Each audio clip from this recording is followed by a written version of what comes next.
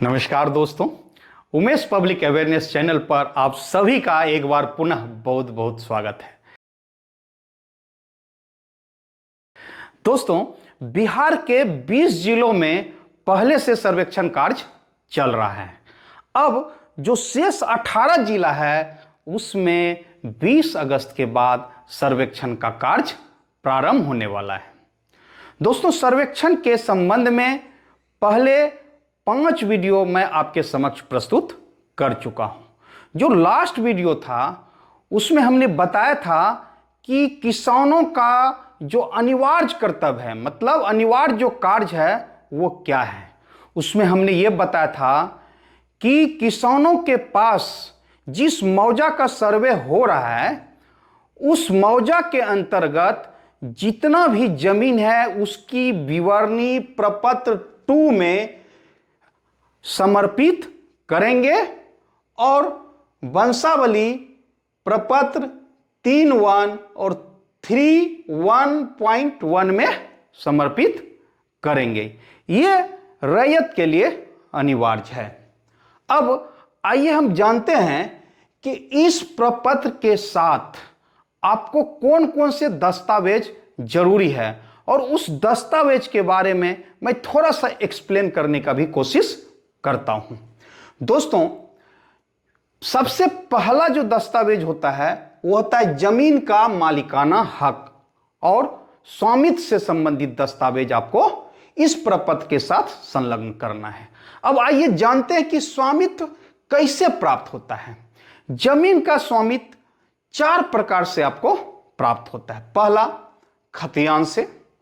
दूसरा, निबंधित दस्तावेज से, जिसके अंतर्गत आपका विक्रय पत्र आता है, अर्थात आप किसी से जमीन खरीदते हैं, आपको जमीन दान में प्राप्त होता है तो गिफ्ट डीड आपको प्राप्त होता है। जमीन आप बदले से प्राप्त करते हैं, अर्थात आप एक जगह का जमीन किसी को दे देते हैं और दूसरी जगह का जमीन आप लेते हैं तो उसके लिए भी एक्सचेंज डीड होता है। दोस्तों, आपको यहां बता दें कि बदलेन के लिए भी एक्सचेंज डीड जो बनता है वो रजिस्टर्ड होना अनिवार्य है। उसके बाद आपको जमीन प्राप्त होता है वसीयत के माध्यम से, विल के माध्यम से। यह रजिस्टर्ड भी हो सकता है और बिना रजिस्टर्ड भी हो सकता है। इसमें किंतु यह जरूरी है कि वसीयतकर्ता के मृत्यु के बाद सिविल कोर्ट से उसका प्रोवेट होना जरूरी है। उसके बाद आपको जो जमीन का मालिकाना हक प्राप्त होता है वो सरकार द्वारा निर्गत विभिन्न प्रकार के पर्चा से। और चौथा, कि कोर्ट के डिग्री के आधार पर भी आप जमीन का स्वामित्व प्राप्त करते हैं। जैसे मान लीजिए कि आरएस खतियान में जमीन का सर्वे बिहार सरकार के नाम से हो गया। अब आप सिविल कोर्ट गए और सिविल कोर्ट ने आपके पक्ष में डिग्री दिया तो फिर आपका वो स्वामित्व प्राप्त हो गया उस जमीन का। उसी तरह किसी अन्य रैयत के नाम से सर्वे हुआ और फिर आप सिविल कोर्ट गए डिक्लेरेशन ऑफ टाइटल के लिए और आपके पक्ष में डिग्री हो गया तो पुनः आपको उस जमीन का स्वामित्व प्राप्त हो जाता है। तो पहला जो डॉक्यूमेंट्स है वो है आपको जमीन का मालिकाना हक से संबंधित आपको डॉक्यूमेंट्स लगाना है। अब आइए इसमें हम थोड़ा सा चर्चा करते हैं कि खतियान सीएस और आरएस, कुछ जिला में आरएस सर्वे हुआ और बहुत से जिला में आरएस सर्वे नहीं हो पाया। तो जहां आरएस सर्वे नहीं हो पाया वहां सीएस सर्वे ही लागू है तो वहां सीएस खतियान लगेगा, और जहां आरएस सर्वे फाइनल हो चुका है वहां आरएस खतियान आपको लगाना पड़ेगा। किंतु अब अगर खतियान उस राजस्व ग्राम का जिसका सर्वे होने वाला है वो फट गया है, उपलब्धि नहीं हो रहा है, तो फिर क्या करना है। इस संदर्भ में जो सरकार के द्वारा दिशा निर्देश दिया गया है वो है बिहार विशेष सर्वेक्षण के नियमावली के नियम 6 का उपनियम 1, 2, 3 और 5 के अनुपालन करेंगे एवं अंचल में रजिस्टर 2 का नकल प्राप्त कर क्षेत्रीय भ्रमण के आधार पर सत्यापित करते हुए अभिलेख तैयार करेंगे, अर्थात सर्वे का कार्य करेंगे। इसमें यह कहा गया कि आपके द्वारा जो प्रपत्र 2 जमा किया गया है उसके आधार पर और अंचल में जो जमाबंदी का ऑनलाइन है, कंप्यूटराइज है, या जो ऑफलाइन है, तो उसके आधार पर सर्वे का कार्य किया जाएगा। दूसरा जो डॉक्यूमेंट्स है, अब ये जो आपको जमीन का मालिकाना हक प्राप्त हुआ, तो इसके आधार पर जो आपका जमाबंदी संख्या खुला तो उसका साक्ष्य आपको लगाना है। आप ऑनलाइन प्रिंट करके जमाबंदी संख्या का साक्ष्य लगा सकते हैं, या रजिस्टर 2 की प्रति है तो रजिस्टर 2 की प्रति आप लगा सकते हैं। तीसरा जो डॉक्यूमेंट्स है, इस जमाबंदी संख्या के आधार पर आप सरकार को जो रेंट देते हैं उस रेंट की कॉपी आपको लगाना, अर्थात मालगुजारी रसीद की प्रति आपको संलग्न करना है। और चौथा है आपको आधार कार्ड आपको संलग्न करना है। अब आइए एक दूसरा पक्ष जानते हैं। अगर जिसके नाम से जमीन है, अर्थात जिसके नाम से मालिकाना हक है, उनकी मृत्यु हो गई, तो आप जानते हैं कि सक्सेशन एक्ट के तहत ये जमीन उसके कानूनी उत्तराधिकार अर्थात लीगल हेयर्स में वेस्ट हो जाती है। इस प्रकार उसको हम कहते हैं कि जमीन जो है उत्तराधिकार से प्राप्त हुआ।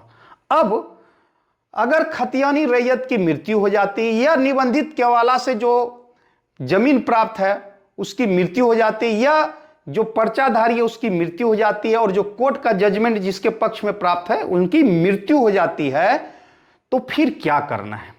तो उसके लिए फिर जो अतिरिक्त दस्तावेज की जरूरत पड़ेगी उसमें एक वंशावली आपको संलग्न करना आवश्यक है। और वंशावली के संबंध में यह कहना आवश्यक है कि जो वंशावली आप बनाएंगे वो हिंदू सक्सेशन एक्ट जो संशोधन हुआ 2005 में उसके अनुसार बनेगा, जिसमें पुत्री को भी पुत्र के समान अधिकार प्राप्त हुआ। जो सर्वे डिपार्टमेंट का जो गाइडलाइन है उसको मैं पढ़ता हूं।